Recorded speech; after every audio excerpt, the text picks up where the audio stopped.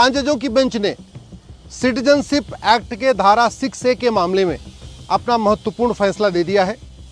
Supreme court ने यह कहा है कि असम में 25 मार्च 71 तक जो लोग आ चुके हैं वो वहां के नागरिक बन सकते हैं अगर वो वहां की टर्म्स कंडीशन पूरा करते हैं सिटीजनशिप एक्ट की। तो लेकिन 25 मार्च 71 के बाद जो लोग असम में आए हैं बांग्लादेश या म्यांमार से, जो भी विदेशी वहां घुसपैठिए हैं, उनको वहां की नागरिकता नहीं मिलेगी। वैसे भारत के बाकी राज्यों में कट ऑफ डेट 1948 है कि जब देश का विभाजन हुआ उसके बाद थोड़ा टाइम दिया गया और फिर ये हुआ कि नहीं, 1948 के बाद जो लोग भारत में हैं, आ रहे हैं बाहर से, उनको अप्लाई करना पड़ेगा अपने सिटीजनशिप के लिए।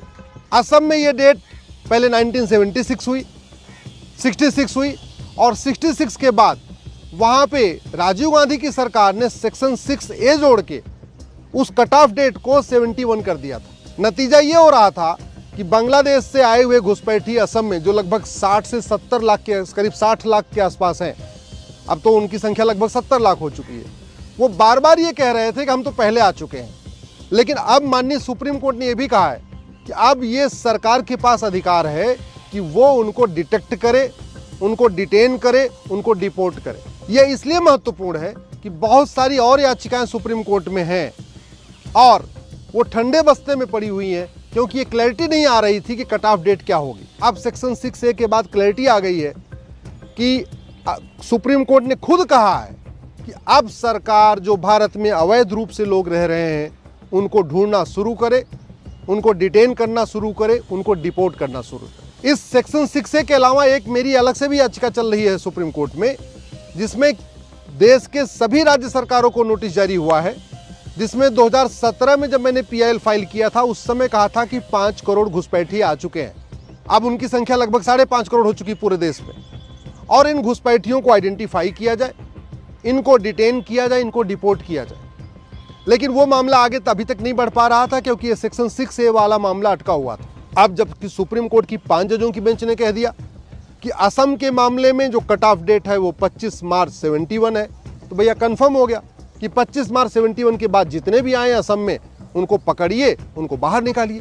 भारत के बाकी राज्यों में वो 71 डेट नहीं है, भारत के बाकी राज्यों में जो कट ऑफ डेट है वो 48 है। मैं आज देश की सभी राज्य सरकारों से निवेदन कर रहा हूं, घुसपैठ देश की एकता अखंडता के लिए खतरा है, इसलिए घुसपैठियों के खिलाफ UAPA लगाना शुरू करिए। घुसपैठ राष्ट्र की सुरक्षा के लिए खतरा है, इसलिए घुसपैठियों पे NSA लगाना शुरू करिए, नेशनल सिक्योरिटी एक्ट। और केवल घुसपैठियों को नहीं, उनके मददगारों के खिलाफ भी NSA लगाइए। घुसपैठियों और उनके मददगारों के खिलाफ UAPA लगाइए। घुसपैठियों और उनके मददगारों की 100% प्रॉपर्टी जब्त करना शुरू करिए। घुसपैठ अपने आप में बहुत बड़ा देशद्रोह है। भारत की डेमोग्राफी बदलने के लिए ही प्लान्ड वे में बांग्लादेशी और रोहिंग्याओं को यहाँ बसाया जा रहा है। ऐसे ऐसे पॉकेट में बसाया जा रहा है जहां हिंदू बहुसंख्यक हुआ करते थे। बांग्लादेशी रोहिंग्या को ले आके उत्तराखंड में बसाया जा रहा है, हिमाचल में बसाया जा रहा है जहां 100% हिंदू हुआ करते थे। तो घुसपैठियों और उनके मददगारों के खिलाफ NSA UAPA के अलावा देशद्रोह की धारा लगाइए, वेजिंग वॉर की धारा लगाइए, गैंगस्टर एक्ट लगाइए। घुसपैठियों और उनके मददगारों के लिए हर जिले में एक फास्ट ट्रैक कोर्ट बनाइए जिससे कि घुसपैठियों को जल्दी जल्दी सजा मिल सके। अगर हम ऐसा नहीं करेंगे तो भारत की बर्बादी निश्चित है। मैं माननीय सुप्रीम कोर्ट को धन्यवाद दूंगा जिन्होंने स्पेशली कहा है कि अब आप घुसपैठियों के खिलाफ इफेक्टिव एक्शन करिए, प्रभावी कार्य करिए।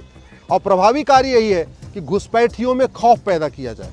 घुसपैठियों में खौफ तभी पैदा होगा जब हर जिले में एक स्पेशल कोर्ट होगी और 1 साल के अंदर मुकदमा डिसाइड करेगी। घुसपैठियों में खौफ तभी पैदा होगा, कठोर दंड तभी मिलेगा जब घुसपैठियों और उनके मददगारों के खिलाफ NSA लगेगा, UAPA लगेगा, देशद्रोह की धारा लगी, वेजिंग वॉर लगेगा और गैंगस्टर एक्ट लगेगा। घुसपैठियों में खौफ तभी पैदा होगा जब घुसपैठियों और उनके मददगारों की 100% प्रॉपर्टी जब्त होगी, नागरिकता खत्म होगी, आजीवन कारावास होगा। 9 राज्यों की डेमोग्राफी पहले ही बदल चुकी है। लद्दाख की डेमोग्राफी बदल चुकी है, कश्मीर की डेमोग्राफी बदल चुकी है, लक्षद्वीप की डेमोग्राफी बदल चुकी है, अरुणाचल की डेमोग्राफी बदल चुकी है, सिक्किम की डेमोग्राफी बदल चुकी है, मेघालय की डेमोग्राफी बदल चुकी है, नागालैंड की डेमोग्राफी बदल चुकी है, मणिपुर की डेमोग्राफी बदल चुकी है और बाकी तो छोड़िए, उत्तर प्रदेश में 80 जिले हैं, 80 जिले में से 20 जिलों की डेमोग्राफी बदल चुकी है। तो 25 राज्य हैं, 8 केंद्र शासित प्रदेश हैं, उसमें से 9 राज्यों की डेमोग्राफी बदल गई। इसका मतलब 25% राज्यों की डेमोग्राफी बदल चुकी है। कुल 6000 तहसीलें हैं, 6000 तहसीलों में से 1500 तहसीलों की डेमोग्राफी बदल चुकी है। इसका मूल कारण है घुसपैठ, धर्मांतरण और जनसंख्या विस्फोट। कुल 800 जिले हैं, 800 जिलों में से 200 जिलों की डेमोग्राफी बदल चुकी है और इसका मूल कारण है घुसपैठ, धर्मांतरण और जनसंख्या विस्फोट। भारत के बॉर्डर पे कुल 300 तहसीलें हैं, चाहे वो बांग्लादेश का बॉर्डर हो, इधर आपका समुद्र का बॉर्डर हो, राजस्थान या अपना पाकिस्तान का बॉर्डर हो या नेपाल का बॉर्डर हो। बॉर्डर पे जो 300 तहसीलें हैं उन सभी तहसीलों की डेमोग्राफी बदल चुकी है और इसका मूल कारण है घुसपैठ, धर्मांतरण, जनसंख्या विस्फोट। जनसंख्या नियंत्रण कानून भी जरूरी है, धर्मांतरण नियंत्रण कानून भी जरूरी है और घुसपैठ नियंत्रण कानून भी जरूरी है। घुसपैठियों और धर्मांतरण कराने वाले मिशनरियों, जिहादियों के खिलाफ देशद्रोह की धारा लगाना जरूरी है, वेजिंग वॉर लगाना जरूरी है, उनकी 100% प्रॉपर्टी जब्त करना जरूरी है और घुसपैठ और देश और धर्मांतरण का मुकदमा 1 साल के अंदर डिसाइड हो, इसके लिए हर जिले में स्पेशल कोर्ट बनाना जरूरी है।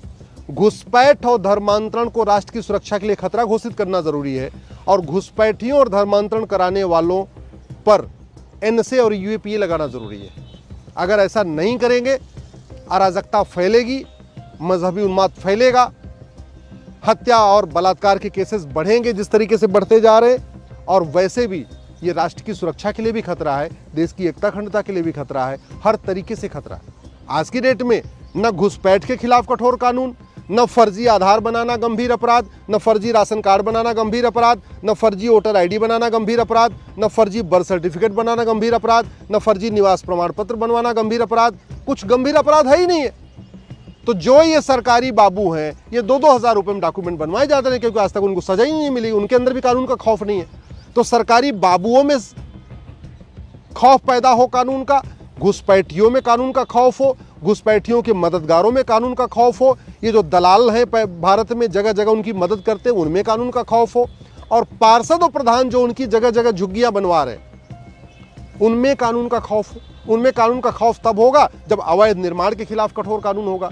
अल्टीमेटली वहां से घुसपैठियों को बस में भर के निकालते हैं और यहाँ लाते हैं, कहीं उनको गुजरात लेके पहुंचा देते हैं, कहीं हरियाणा पहुंचा देते हैं, कहीं हिमाचल, कहीं उत्तराखंड पहुंचा देते हैं, और हाईवे के किनारे उनकी झुग्गी बन जाती है, रेलवे लाइन किनारे उनकी झुग्गी बन जाती है, सड़क के किनारे उनकी झुग्गी बन जाती है, पार्क के किनारे उनकी झुग्गी बन जा रही है, एयरपोर्ट के किनारे उनकी झुग्गी बन रही है, बंदरगाह के किनारे उनकी झुग्गी बन रही है, मिलिट्री का जहाँ एरिया वहाँ झुग्गी बन रही है। क्यों बन रही है? क्योंकि भारत में अवैध निर्माण कराना गंभीर अपराध नहीं है। तो जब तक कानून नहीं बदलेगा तब तक घुसपैठ रोकना मुश्किल है। इसलिए मैं सरकार से निवेदन कर रहा हूं, कठोर कानून बनाइए और घुसपैठियों को निकालने के लिए प्रभावी कदम